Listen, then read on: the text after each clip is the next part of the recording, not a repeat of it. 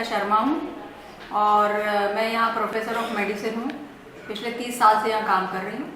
आजकल जो corona virus या जिसको कोविड-19 भी बोलते हैं, उसका बहुत ही ज़्यादा प्रकोप पूरे दुनिया में हो गया है और इसका डर हिंदुस्तान में भी बैठ गया है।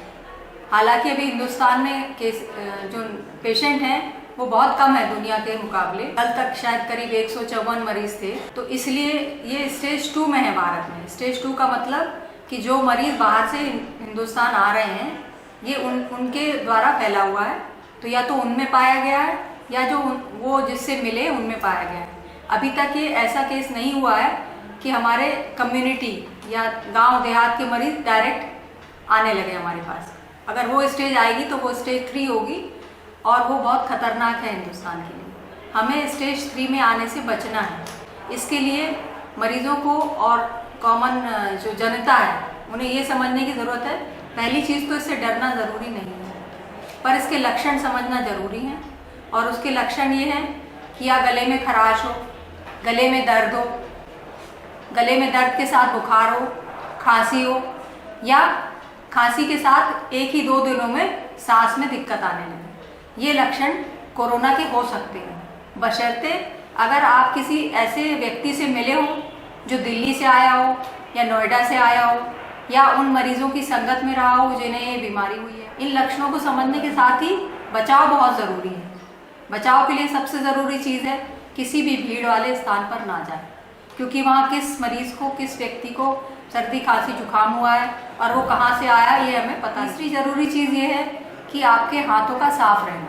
हाथों का साफ रहना, आजकल सैनिटाइज़र बाज़ार से गायब हो गए हैं, तो उसको कैसे साफ रख सकते हैं आप? बार बार साबुन से अच्छी तरह धोएं और कम से कम 30 सेकंड तक हाथों को आगे पीछे उंगलियों के बीच में मलें, जिससे कि अगर आपके हाथों पर कीटाणु लग गए हैं, जैसे कि आपने ट्रेन का हैंडल पकड़ा, बस की सीट पकड़ी, बस का हैंडल पकड़ा, ये सारी जगह संक्रमित। अलावा ये ध्यान देने की भी बात है कि अगर किसी को ये लक्षण है तो उसे घर के अंदर ही एक सुरक्षित जगह पर रखें जहां दूसरे लोगों का आना जाना ना हो, क्योंकि ये बच्चों और बूढ़ों को बहुत जल्दी संक्रमित करता है। उनकी क्षमता बीमारी सहने की कम होती है, इसलिए अगर 2 कीटाणु उनके अंदर जाएंगे तो कुछ ही दिनों में उनके लक्षण जल्दी आ जाएंगे। स्वस्थ मरीज में हो सकता है लक्षण देर से आए, इसलिए उसका खाना पीना, उसके बर्तन, उसके कपड़े, उसका शौच जाना, उस सब अलग हो तो आप इस संक्रमित बीमारी से बच सकते। अगर आपका कोई रिश्तेदार अस्पताल में भर्ती है और उसे देखना आना चाह रहे हैं तो कम से कम व्यक्ति यहाँ आएँ, बच्चों को ना लेके जाएं, उनसे कम से कम 1 मीटर दूरी बना के रखें, क्योंकि हमें पता नहीं होता कि किसे कोरोना होगा किसे नहीं होगा। उसके साथ गले ना मिले, उसके साथ हाथ ना मिलाएं। अगर आपको उनसे अभिवादन करना है तो हाथ जोड़कर नमस्ते करें। किसी भी तरह उनके कांटेक्ट में ना आए तो आप अपने आप को इस बीमारी से बचा सकते। वैसे तो आजकल सैनिटाइज़र बाजार में मिल नहीं रहे हैं, कई नकली सैनिटाइज़र में, कई में ज़्यादा एलोवेरा मिला हुआ है। पर आपको ये ध्यान देने की बात है कि जब आप कोई सैनिटाइज़र खरीदें तो उसमें देखें कि उसमें अल्कोहल की मात्रा कितनी है, क्योंकि अल्कोहल द्वारा मिक्स सैनिटाइज़र ही आपके हाथ को सैनिटाइज कर सकते हैं। बाकी सैनिटाइज़र अगर आप यूज़ करेंगे तो हो सकता है उसका उतना असर हाथ पे हो ही। के पास सैनिटाइज़र नहीं है तो साबुन और पानी सबसे उचित जरिया है हाथ साफ करने का। और यह ध्यान रखना है कि साबुन को कम से कम 30 सेकंड तक आप हाथों पे आगे पीछे उंगलियों के बीच मलें और उसे पानी से। कोरोना में सबसे ज़रूरी चीज़ है भय।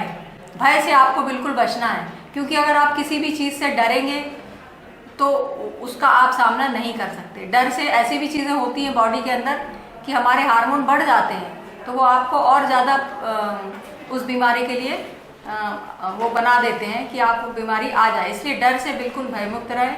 अभी तक हमारे हिंदुस्तान में स्टेज 2 पर है, जिसका मतलब ये है कि विदेश से आए व्यक्ति या उनके संपर्क में आने वाले व्यक्ति को ही कोरोना हुआ है। स्टेज 3 वो होगी जबकि कम्युनिटी और समुदाय से मरीज आने लगेंगे, और वही स्टेज से हमें बचना है। जिम्मेदार नागरिक के लिए ये है कि आप उस चीज़ को हेल्थ अथॉरिटी को इन्फॉर्म करें कि हमने ऐसा व्यक्ति देखा हुआ है। आप उसकी, अगर आपको लगता है तो आप उसकी जांच करें, तो डरे नहीं, क्योंकि अगर सही समय पर आप ये लक्षण बता देंगे तो आप निरोग हो सकते हैं।